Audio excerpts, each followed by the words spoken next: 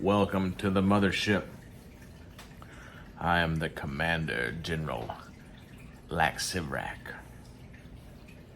And this is my lovely companion, Malevolence. She's a testy bitch. But she's loyal. Anyway. This has all been blown out with carb cleaner. Remember we stoned the rebound block. I do not have a replacement. Spring, we'll get a spring kit. I need a, you know what I need is I need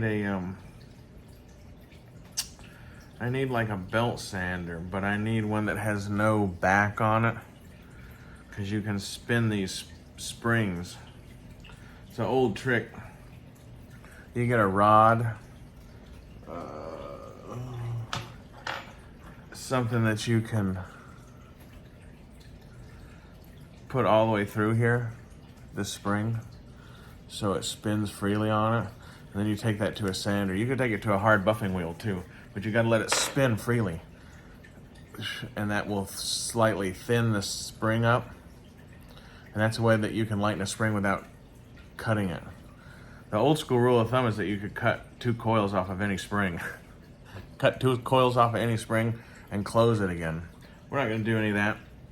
I don't really have a problem with the spring tension weight as much as how not smooth it was. Dig out. So let's reassemble this pig. The first thing we're gonna do is we're gonna get some of our lithium grease. Now, I'm living in the south of America right now where it doesn't get cold. I'm not taking this out in the sand dunes, so I don't really have any problem with using this white lithium grease in the capacity in which I live and which this gun stays in. If I took it out in the field for any length of time with this grease in it, I would definitely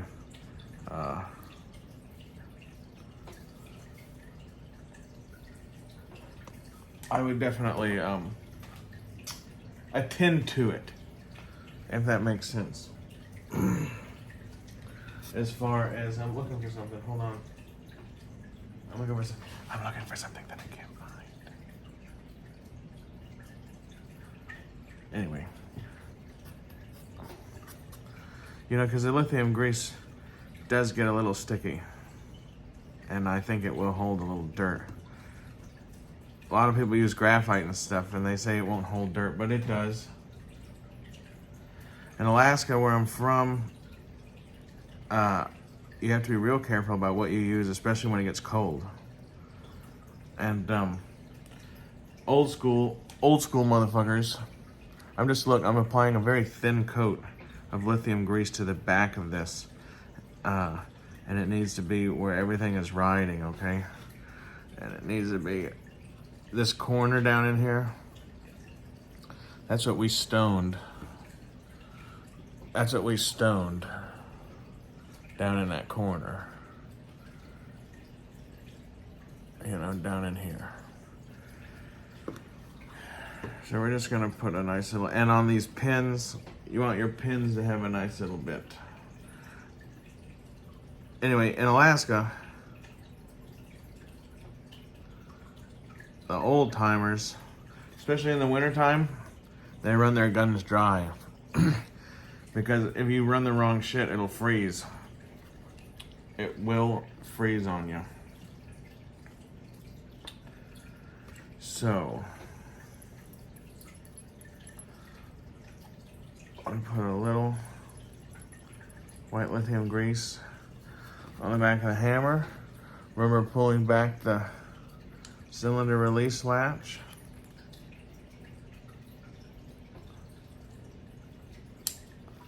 Make sure you get that tail where it needs to be, right there.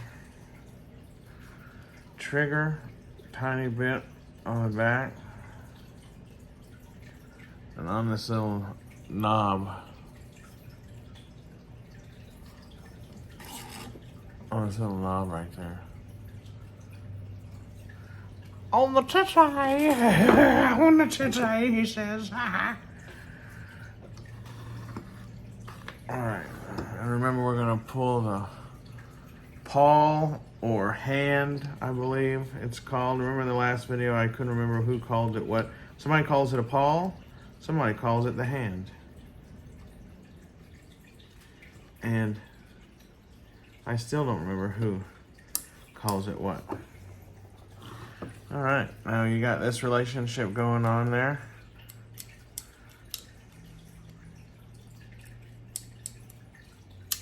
Okay. Now, I forgot to say this in the last video, but remember, never pull the trigger with the side plate off.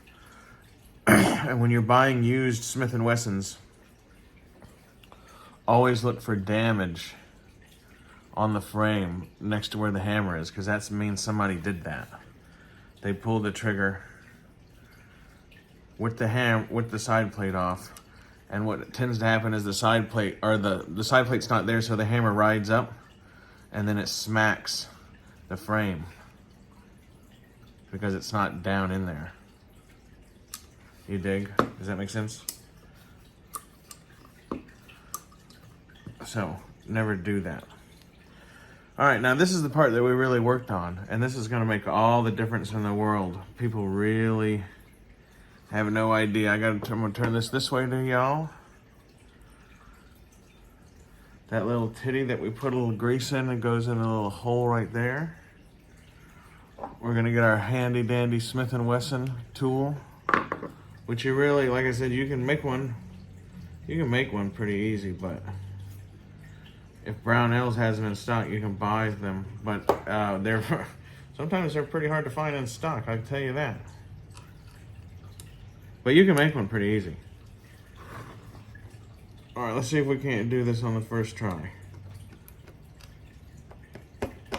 Oh, yeah. See that?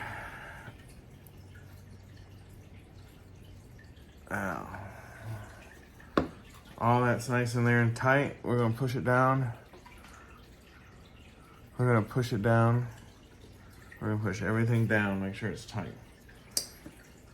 We're gonna come in with our mainspring. Now this is another one.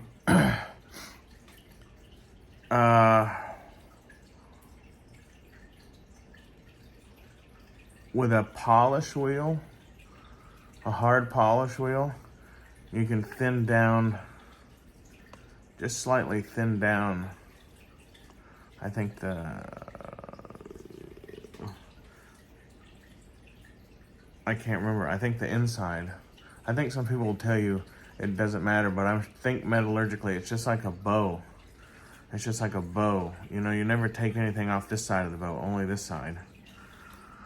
I think I got that right. But anyway, without replacing this spring, you can thin it up on a polishing wheel to lighten it. But that's not, it's not necessary for what it's not necessary for me. But customers who want an who want an awesome trigger job, you know, I've had plenty of wives and girlfriends and aunties and people like that who require a trigger job because they just can't pull the gun correct. You know, they can't pull it reliably. So they, you know, the 20-pound trigger pull is not going to work for them. That's one way to lighten it right there. But you need to be careful doing that. You can't take off very much at all, you know, because you don't really want to, you just can't. I've taken it off both sides, I know, when I was younger. But I know that it should probably only be taken off to one side. But I don't know. If you're a metallurgist or something, let me know what you think. But I think people take it off both sides. It's fine. It's fine. But you don't want to get it too hot. You don't want to change its color. You just want to thin it up a little bit. You know? Now we're going to tighten this down, making sure it stays even.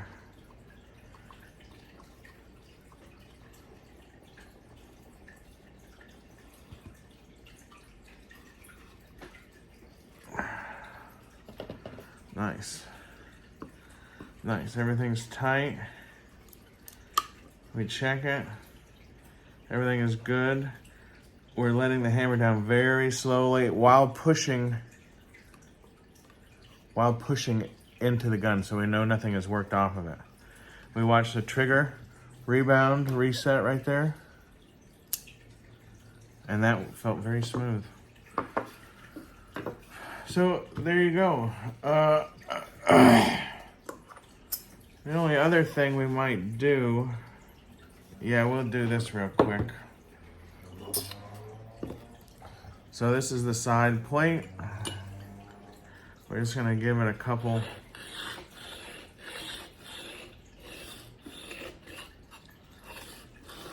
Uh-oh, moving the whole thing there. This side plate definitely has a high spot in it, so that's weird. See it?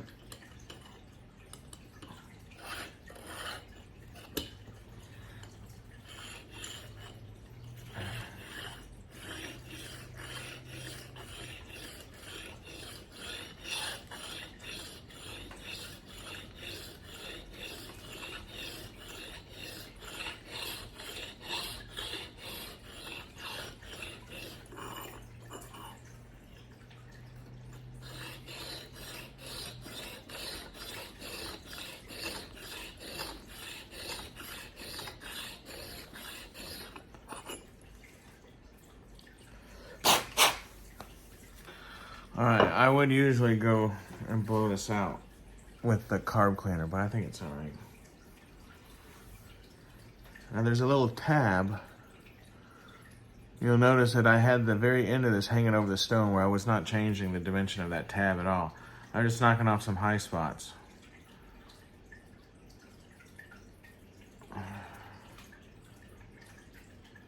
I take just a tiny, that's too much.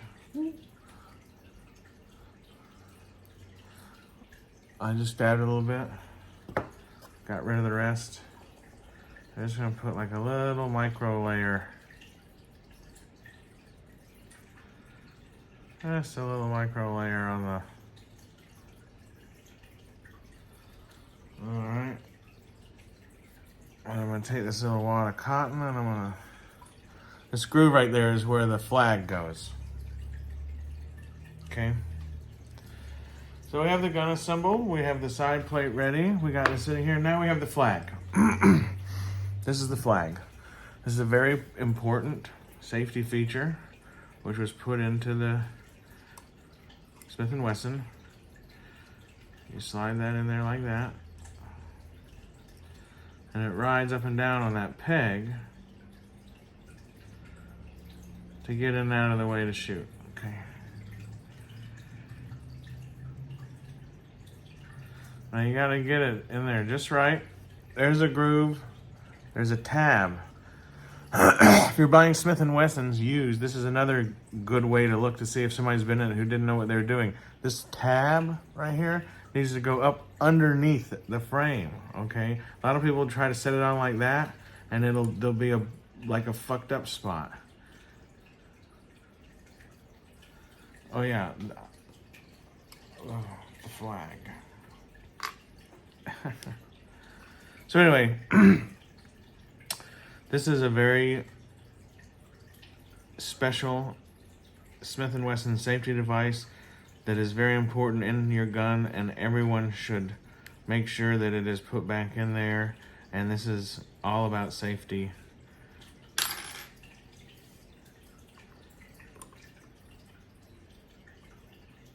You want to make damn sure that the edge, you want to make damn sure that the edge right there is up in it, okay?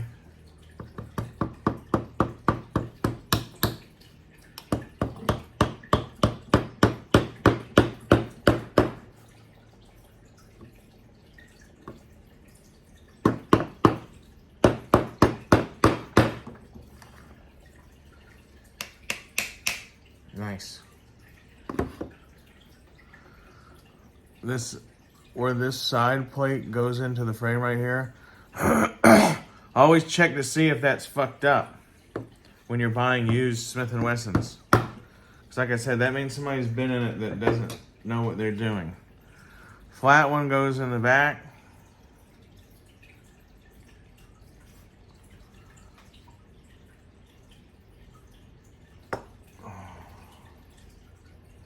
One with the longer tail after the threads goes in the front. And the medium sized one goes in the middle.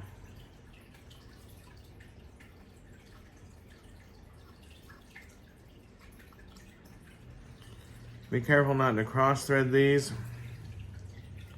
It's fairly easy to do because they are tiny. I can't remember what they are, but it's like, well, I can't even remember. You know, 648 or something, right? If you're having a hard time,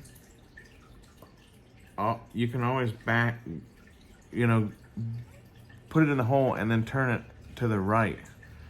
And then you'll feel it drop into there. Then start turning it. You know what I'm saying. I said turn it to the right. I meant turn it to the left. I'll show you again on the next one. So you got this in the hole. You take your screwdriver bit out of your fucking handle because you don't need that right now. You get this in there. Okay? You fiddle fucking around, you can't get it started. You don't want to cross that up. Okay? You turn it to the left until you, real careful, you turn to the left.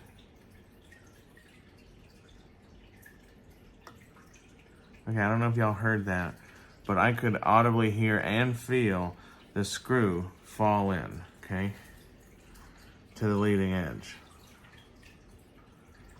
And once you do that, once you feel that hit there, you should be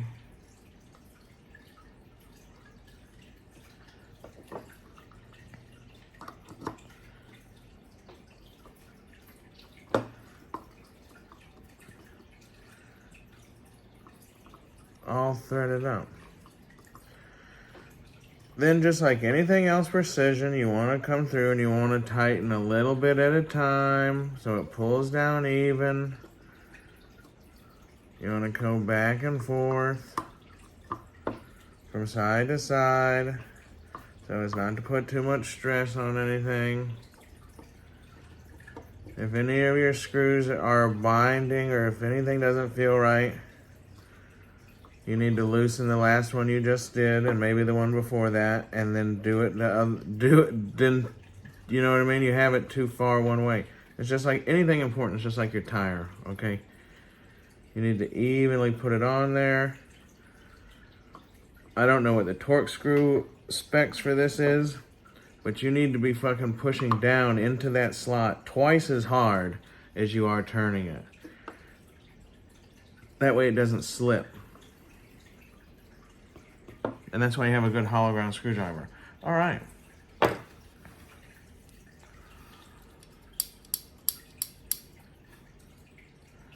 Not too shabby. Not too shabby. Not too shabby. All right.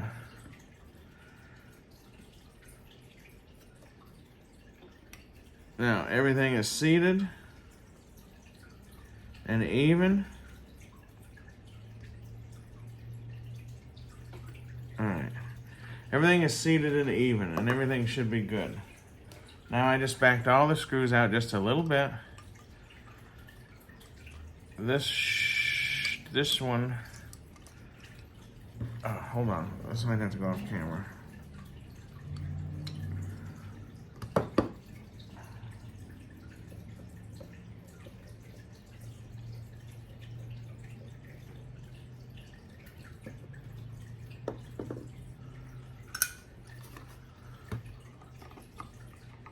We took the front one out so we don't have to dilly-dally around it. Got this on there.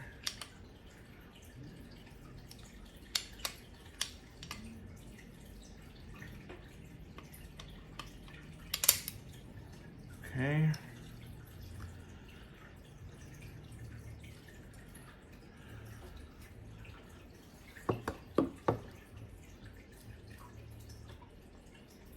I'm gonna put the yoke screw back in.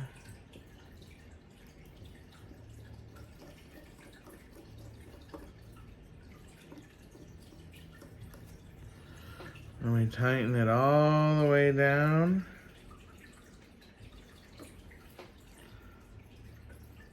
Then we come back and we do the rear. Then come back and do the middle. I like to seat all the screws nice and tight so I know the plate's good. Then I back it all out, take this yoke screw back out, put the cylinder back in there, tighten that down one first, because that's what keeps it in there. Okay?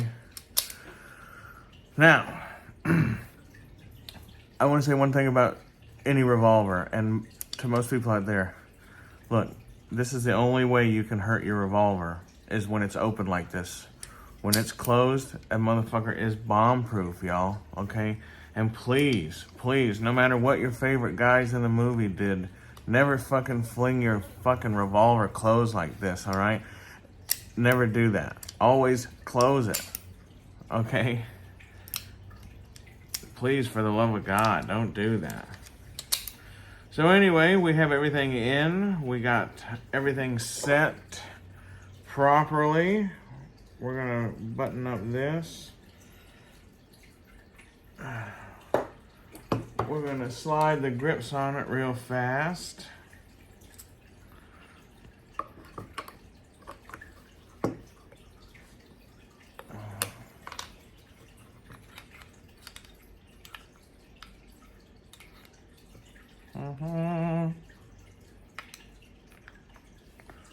A 5-card starter, you know.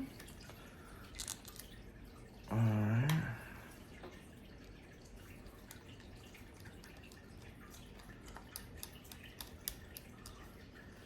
Now notice that I took that whole gun apart with one screwdriver, one size screwdriver, though we didn't take that out. You do need a second one. But a whole Smith and Wesson should come apart with 2 screwdrivers and your rebound tool. So, anyway, that's how you put it together. Well, we are empty, just so everybody knows. But I want to feel the...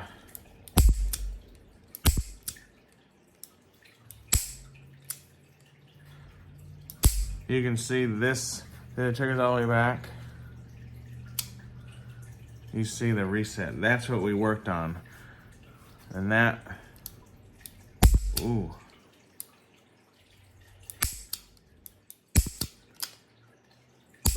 Ooh.